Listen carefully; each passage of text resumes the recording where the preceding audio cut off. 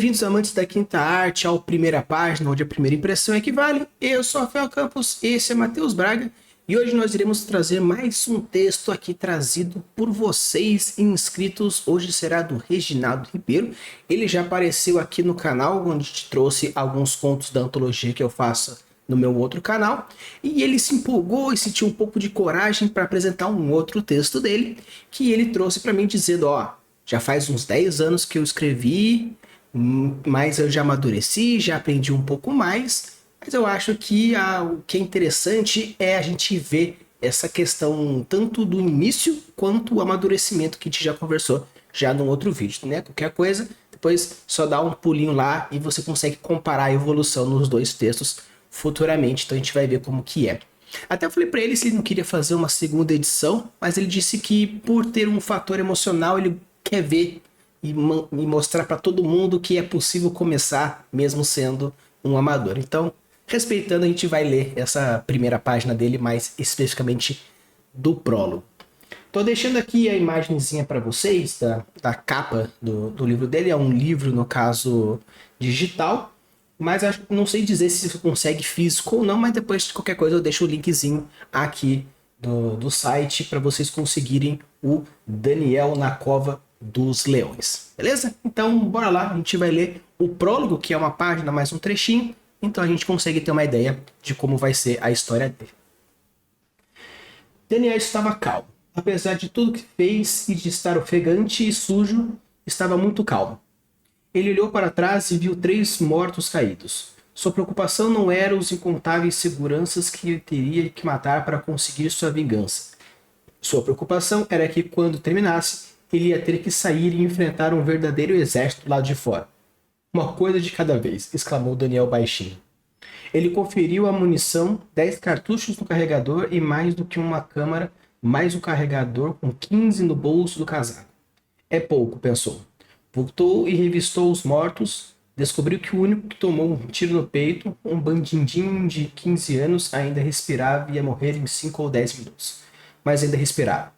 Ele tentou falar alguma coisa e xingava Daniel, ou pedia misericórdia, mas o sangue em seus pulmões não permitiu que ele falasse claramente. Daniel tirou sua faca do coturno e terminou o serviço. Lembrou de limpar a faca na calça do garoto. Pegou mais uma pistola e mais os carregadores. Agora deve dar. Daniel ouviu passos. Ele gostaria que houvesse algo para beber. A garganta estava começando a arranhar. Lembrou-se que já passou por tormentos físicos piores no exército e esqueceu-se da sede. Encostou-se das costas da parede ao lado da porta, respirou fundo. Pobres coitados, pensou Daniel. Apesar de estar calmo e fazer tudo o que lucidez preferia, não haveria misericórdia. Vingança e misericórdia não davam juntos. E a chacina ao recomeçar porque Daniel estava calmo. E com isso a gente acaba o nosso prólogozinho. No caso, eu já queria dar um começo aqui. Tava falando mutado aqui, foi mal. Né? Começando aqui, eu achei uma coisa interessante que mostra Daniel na Cova dos Leões e uma imagem Eu ia falar justamente sobre isso. de capa que parece muito algo bíblico Justo. e começa o texto falando sobre algo mais Bem moderno, contemporâneo, pelo menos, né? assim. Mais exército. No caso, o Reginaldo, ele trabalha na parte militar também, que nem o Matheus, então tem um quê de um gasto de autoridade aí, mas eu fiquei extremamente curioso, né, no caso de por que raios temos algo que parece ter um semblante bíblico com Uhum. um prólogo tão moderno. Sim. Então me trouxe essa, Reme- apesar de a gente não trazer uma referência capista, mas É.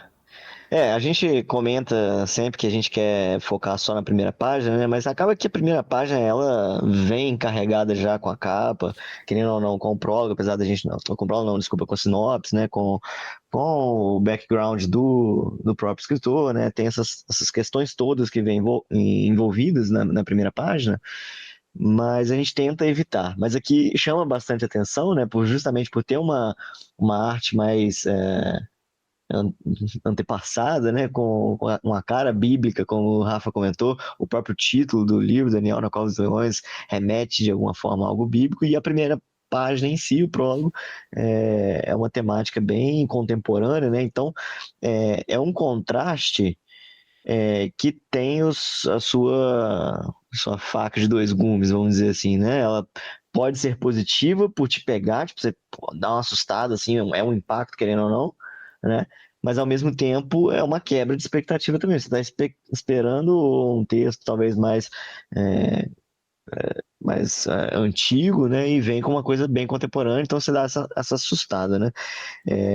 E me remeteu bastante, eu não sei nem se tem alguma influência ou não, se vai ter algo nesse gênero aqui durante o texto, mas me remeteu bastante ao livro Cavalo de Troia.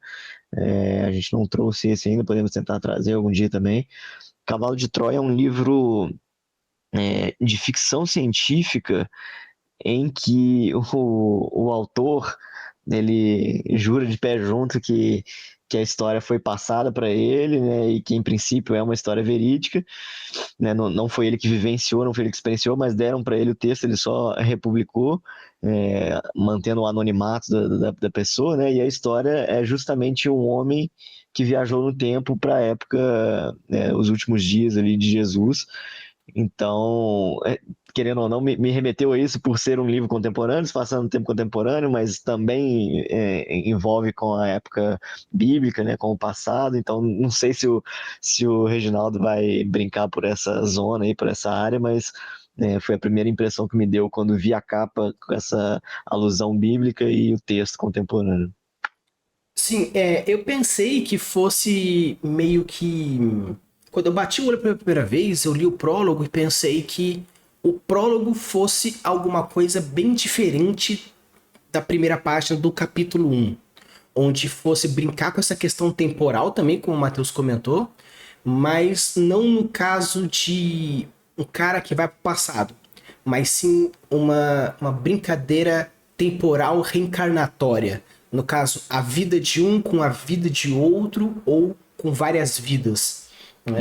Isso aí que você colocou agora me remete também àquele filme Cloud Atlas, não sei se você já Cloud viu of Atlas, também, sim, que exatamente. tem essa pegada também, né, de reencarnação, de mesmos personagens em épocas diferentes e tal. Enfim, vai Sim. lá, desculpa. Então, foi daí que eu tirei essa ideia.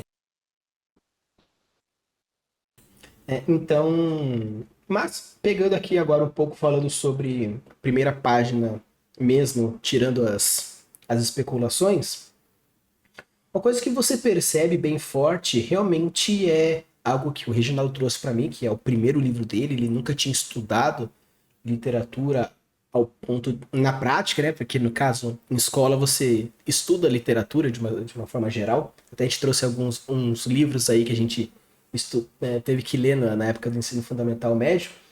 E você percebe alguns erros muito comuns de quem está começando, como principalmente repetição. Repetição de Justo. palavra, repetição de ideia, repetição de conceito.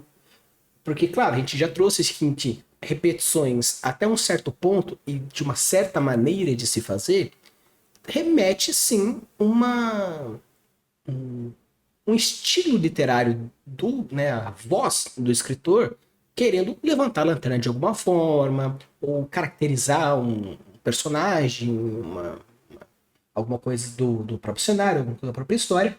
Mas você percebe que aquele básico de o Daniel é repetido 6 vezes durante o trecho todo. E como a gente sabe que o narrador está contando a história no ponto de vista do Daniel, não precisava nem a coisa que a gente aprende na escola, troca Daniel por ele, ou troca por um verbo, ou alguma coisa, um adjetivo que remonte ele. Às vezes nem precisa, porque como tudo está girando em torno dele, a gente sabe que o ele pensou, ou no caso só o pensou, sem remeter, a gente já sabe, porque já estava citando o Daniel antes. Então é uma coisa bem clara que a gente vê aqui essa repetição de palavras, além de conceitos e ideias. Isso aí, Rafa, é assim, ó, ele tem algumas, isso que o Rafa tá citando, né, tem algumas vezes que acontece nessa primeira página, por exemplo, a ideia do Daniel estava calmo, e aí logo depois estava muito calmo, né, aí ele cita os carregadores, repete ali os carregadores, ele vai e cita também em algum outro ponto aqui, tô tentando achar onde que é, mas tinha cadê, deixa eu ver... Bom, enfim, tem mais uma terceira aí, pelo menos, que eu lembro que ele tem essa repetição. E aí é o seguinte, você usar a repetição de palavras numa estrutura, numa frase, numa construção, não tem nada de errado, não é proibido quando você quer dar essa ideia de reforço, né? A questão é que ele usou a mesma técnica por repetidas vezes, né? Curiosamente, na mesma página, na mesma introdução aqui, né? Então, aí acaba soando desgastante, repetitivo, né? Então a gente fala assim, beleza, é uma ideia que pode ser usada, não tem problema nenhum, você dá essa ideia de reforço, usar a mesma palavra logo em seguida, né, para poder dar esse reforço. Só que como você já usou essa técnica uma vez, talvez seja interessante dar um espaço maior para você usar ela de novo, né? Para não soar como às vezes falta de técnica do autor, né? Sim. Tanto que ele colocar Daniel estava calmo na primeira frase e a última frase do prólogo, Daniel estava calmo, isso aí é primoroso. Porque você percebe realmente que, nesse caso, houve uma vontade de se repetir a cena. No caso, nem é tanto cena espelho, mas ele espelha a parte Sim, emocional do personagem, caracterizando o personagem. justo. E no caso desse, ele estava muito calmo logo no começo. Acredito que se ele tivesse, talvez, dado um enter do Daniel estava calmo, enter. Apesar de tudo que fez, estava ofegante e estava calmo. Não sei o que, isso aqui, e estava calmo. E se ele colocasse isso com uma repetição, contrastando situações, tipo, ele via inimigos ao seu lado, mas estava calmo. Ele viu a morte no seu pé, mas estava calmo. Umas duas, três vezes contrastando essas ideias, você está fazendo uma caracterização extremamente importante do personagem, porque no meio de uma guerra, aquele que se mantiver mais calmo tem maior chance de sobrevivência. Então, acredito que teve um acerto na escolha, só que pecou um pouquinho na execução a esse ponto, que eu acredito que valeria um enter, nem que seja para ter um distanciamento visual, para conseguir ganhar um pouco de espaçamento entre um e outro. Justo. E aí, Rafa, ao mesmo tempo que você comentou como ponto positivo, a questão da caracterização do personagem, né? Logo na primeira frase, né, a gente gosta, às vezes, de dar aquele enterzinho, né? Daniel estava calmo, eu acho que é uma boa primeira frase. Você já quer saber.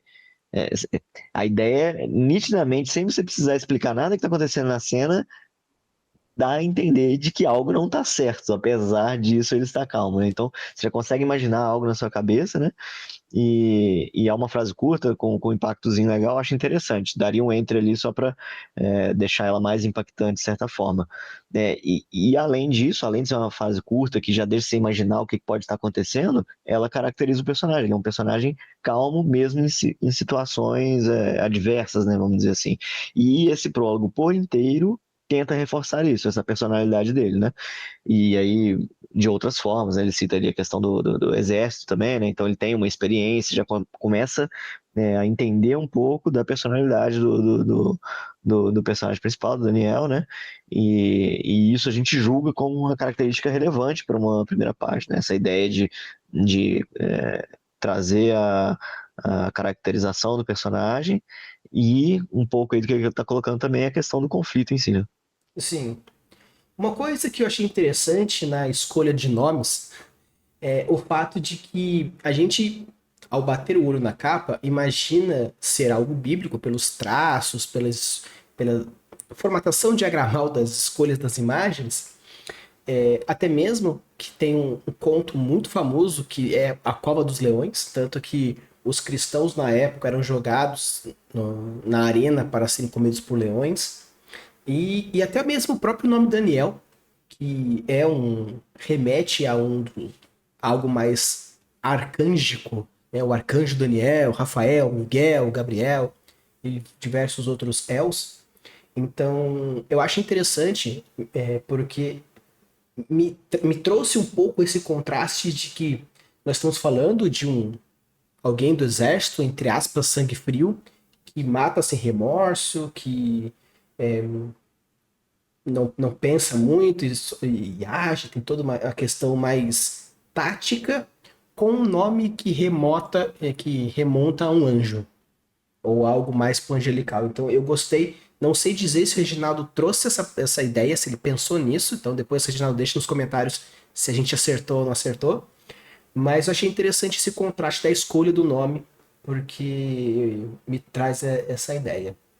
E um negócio que me incomodou um pouco é logo no primeiro diálogo pós primeiro parágrafo, que diz: uma coisa de cada vez, exclamação, exclamou Daniel baixinho. Eu acho que, no caso, pelo fato de colocar uma exclamação e depois exclamou, Já não precisaria, né? já não precisaria. Quase redundante, né? Isso, teve aquela redundância de ideia, como a gente comentou. Mas, exclamação, exclamou baixinho. É um Então, pouco contrastante também, né? é um contraste assim que eu não. Eu consigo imaginar isso numa história mais contada. Como se, no caso, a pessoa fosse meio que. Enquanto tá contando a história, ele, na interpretação do personagem, ele falava: Nossa, isso aqui é absurdo! Mas ele falou isso baixinho para ninguém ouvir. Onde você traria a emoção nas suas palavras pra gente entender. Então, aqui no caso, eu simplesmente colocaria uma coisa de cada vez, sussurrou. Ou Ponto. só exclamou, Né? sem E, ser o baixinho. e no caso, o exclamou baixinho, eu acho que meio complicado, ainda mais com. Porque a exclamação já traz a ideia de que. O acento exclamação. Já traz a ideia de que Uhum. é um grito, é uma voz mais alta. E então me incomodou um É. pouco aqui nesse quesito. Tanto que no final do parágrafo também, agora deve dar, também com exclamação, porque a exclamação me remonta muito à ideia de que é verbalizado de forma mais intensa. Uhum. Então, mas não, se você utilizar da técnica proposta pelo autor ou a, né, escritora XY, ok, mas para um meio comum, exclamação remete à vocalização mais alta. Então, Justo. me pegou um pouco aqui. Uma outra coisa que não tem nada de errado, na verdade, nesse parágrafo que você está citando, Rafa, mas que me soa curioso também, é ele colocar esse diálogo com travessão no final do parágrafo, né? Ele usa a aspas no meio do parágrafo para uma reflexão, depois no mesmo parágrafo ele usa o travessão para uma verbalização, né? Eu acho que talvez, pelo menos dar um enter, pelo menos nessa verbalização, não tá errado, tá? Arrisca, se a gente for seguir, não tem problema. Você pode colocar um travessão e ter um dito no meio do texto. Mas como ele já usou esse parágrafo todo com uma reflexão mais internalizada e tal, eu acho que distinguir as coisas seria mais interessante, sabe? Dar o enter ali antes do agora deve dar, né? E deixar ele como um diálogo externalizado mesmo num parágrafo exclusivo. Sim. E eu vejo também que algo que eu sinto que quando a técnica em si, que é a técnica do beat, ela em textos muito clássicos não é muito comum. E normalmente quando a gente fala sobre a iniciação do mundo literário escolar, não é com Harry Potter, não é com Percy Jackson, não é com Mochileiro das Galáxias, não é como um romance do Clark, onde é algo mais moderno. É algo que tem, sei lá, 30 anos no máximo, 40 anos no máximo. Não, é algo que tem tipo 50, 60 anos. Então, assim, o beat, que é meio que mostrar o que está acontecendo enquanto algo está sendo falado, dito ou pensado, faz uma diferença narrativa porque você consegue ter um desenvolvimento do fluxo da história enquanto o diálogo está acontecendo. Porque mesmo que, no caso, sei lá, tô conversando com o Matheus sentado no sofá, batendo papo sobre um board game que a gente comprou. Mas enquanto a gente tá batendo papo, a gente não fica estatelado, sentado, olhando pra cara do outro com um bonecão. A gente tá falando enquanto tá mexendo no celular, ou enquanto tá preparando um café, ou enquanto tá montando o tabuleiro. Então, assim, o beat serve para deixar mais orgânico o diálogo e não parecer algo estatelado. Então eu acho que, como esse segundo parágrafo me parece um beat gigantesco para contextualizar uma coisa de cada vez, que é o diálogo entre parágrafos, esse que o Matheus colocou de agora deve dar como um enter, ou no caso, utilizar do agora deve dar logo após o diálogo de cima, dizendo ó, uma coisa de cada vez, exclama baixinho, agora deve dar, enquanto conferir a munição, não sei o que, mesmo que seja tipo um beat gigantesco que dá para quebrar isso em algumas partes para deixar um pouco mais fluido, eu senti que foi um momento de querer demonstrar, colocar muita coisa ao mesmo tempo e perder um pouco a nuance. Porque dá pra ver claramente que existe um conhecimento bélico aí. Tirar do coturno, limpar o sangue na faca pra não oxidar, Quantidade de munição, quantidade de carregador. munição, a contagem dos negócios, o sangue no pulmão, que, né, no caso, quando enche o pulmão, a vocalização fica dificultada devido ao É. afogamento Esse é pulmonar. o gatilho da autoridade, né, que o Rafa tá citando, né, que é uma Sim. característica interessante, é bom a gente, quando a gente escreve, se a gente não vivencia ou se a gente não pratica aquela coisa específica em que a gente está escrevendo, é legal que a gente pesquise, e como o Rafa comentou, ele trabalha com isso, então ele já tem o conhecimento, então é mais fácil de transmitir essa autoridade. Sim. Então, assim, ficou muito claro a existência da autoridade, mas faltou um pouco do feeling realmente narrativo. Como ele comentou, né, faz 10 anos que escreveu essa história, e é um livro inteiro, então já super parabéns, porque escrever um livro inteiro é extremamente complicado, ainda mais sem técnica, você é mais torturoso, torturante, né? Ou mais torturante o fato de escrever um livro sem técnica, porque às vezes falta palavra, bloqueio criativo, etc e tal.